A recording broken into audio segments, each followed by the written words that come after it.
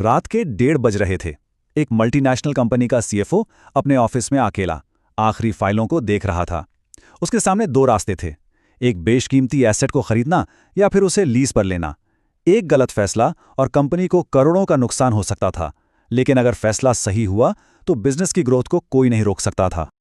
आज हम उसी फैसले के पीछे की कहानी को समझेंगे, जहां मालिकाना हक यानी ओनरशिप और कंट्रोल यानी नियंत्रण के बीच एक अनदेखी जंग चलती है। तो चलिए इस जंग को शुरू से समझते हैं। हमारा पहला सवाल, आखिर ये लीज है क्या और इस खेल में कौन कौन शामिल होता है?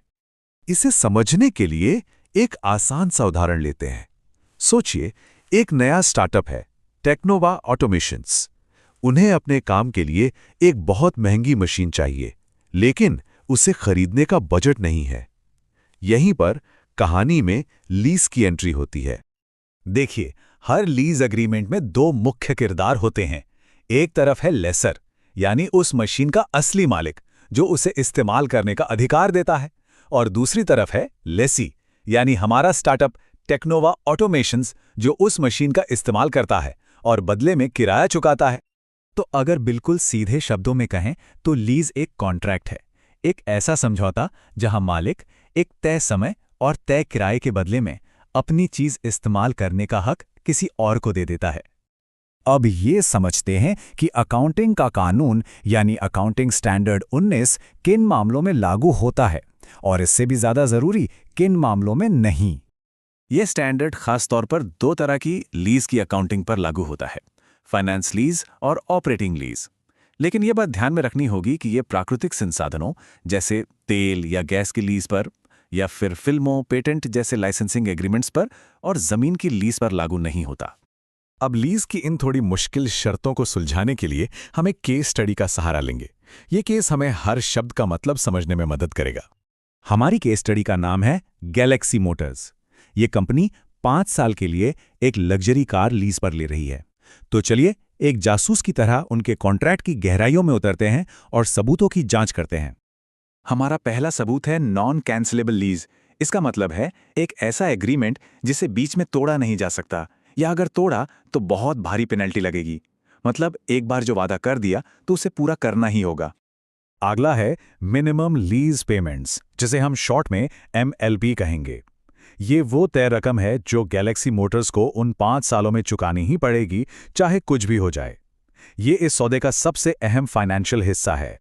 अब इस MLP में क्या शामिल है और क्या नहीं, ये जानना बहुत दिलचस्प है। लीज का किराया, हाँ वो तो होगा ही। लेसी की तरफ से गारंटी की गई बची खुची वैल्यू, जी हाँ वो भी शामिल है। लेकिन कॉन्टिंजेंट रेंट, मतलब ऐसा किराया जो किसी और चीज पर निर्भर हो, नहीं। और सर्विस या टैक्स का वो पैसा जो वापस मिल जाएगा, वो भी MLP का हिस्सा नहीं होता। अब दो और जरूरी शब्दों को समझते हैं, इकोनॉमिक लाइफ और यूजफुल लाइफ। इकोनॉमिक लाइफ मतलब उस कार की कुल जिंदगी, चाहे उसे कोई भी इस्तेमाल करे। और यूजफुल लाइफ का मतलब है वो समय जब तक गैलेक्सी मोटर्स उस कार को इस्तेमाल करने की उम्मीद रखती है। ये दो शब्द लेसर यानी कार के मालिक के नजरिए से बहुत जरूरी है। ग्रॉस इन्वेस्टमेंट मतलब MLP और अनगारंटेड रेजिडुअल वैल्यू का कुल जोड़, और नेट इन्वेस्टमेंट उसी ग्रॉस इन्वेस्टमेंट की आज की कीमत है, यानी उसकी प्रेजेंट वैल्यू। और अब हम अपनी जांच के सबसे अहम मोड़ पर आ गए हैं, दो मुख्य संदिग्धों तक। हर लीज या तो फाइनेंस होती है या ऑपरेटिंग, और यही एक फैसला पूरी अकाउंटिंग की दुनिया बदल देता है। तो इन दोनों में सबसे बड़ा फर्क क्या है? देखिए, फाइनेंस लीज में मालिकाना हक से जुड़े लगभग सारे रिस्क और रिवॉर्ड्स इस्तेमाल करने वाले को मिल जाते हैं। ये कुछ वैसा ही है जैसे आप लोन पर कोई चीज खरीद रहे हो। वहीं दूसरी तरफ ऑपरेटिंग लीज एक आम किराए के समझौते जैसा है, जहां आप सिर्फ इस्तेमाल करते हैं, मालिक नहीं बनते। लेकिन असली सवाल तो ये है कि हम फैसला कैसे करें। गैलेक्सी मोटर्स का ये अग्रीमेंट फाइनेंस लीज है या ऑपरेटिंग, इस गुत्थी को कैसे सुलझाया जाए? घबराने की बात नहीं है। AS19 खुद हमें इस पहेली को सुलझाने के लिए कुछ साफ इशारे देता है। कुल मिलाकर 8 निर्णायक सुराख। इन 8 में से 5 सुराख तो इतने पक्के हैं कि अगर एक भी मिल गया तो केस वहीं पर खत्म हो जाता है। इन्हें हम कहते हैं निश्चित संकेतक। ये रहे वो 5 अचूक सबूत। अगर इनमें से एक भी शर्त पूरी होती है तो वो यकीनन एक फाइनेंस लीज है। पहला, अगर लीज खत्म होने पर मालिकाना हक लेसी को ट्रांसफर हो जाए। दूसरा, अगर लेसी के पास बाजार से बहुत ही कम दाम में उस चीज को खरीदने का ऑप्शन हो। तीसरा, अगर लीज की अवधि उस चीज की कुल जिंदगी का एक बहुत बड़ा हिस्सा कवर करती हो। चौथा, अगर मिनिमम लीज पेमेंट्स की आज की कीमत उस चीज की असली कीमत के लगभग बराबर हो। और पांचवा, अगर वो चीज इतनी खास है कि लेसी के अलावा कोई और उसे आसानी से इस्तेमाल ही ना कर सके। लेकिन कहानी यहीं खत्म नहीं होती।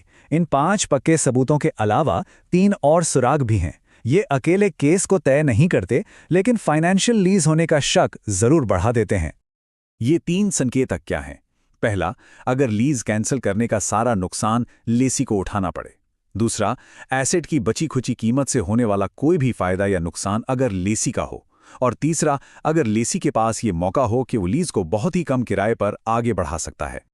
तो इन सभी सुरागों की रोशनी में कोई भी अकाउंटेंट या ऑडिटर गैलेक्सी मोटर्स के केस का विश्लेषण कर सकता है और एक पक्के नतीजे पर पहुंच सकता है कि ये लीज आखिर है क्या।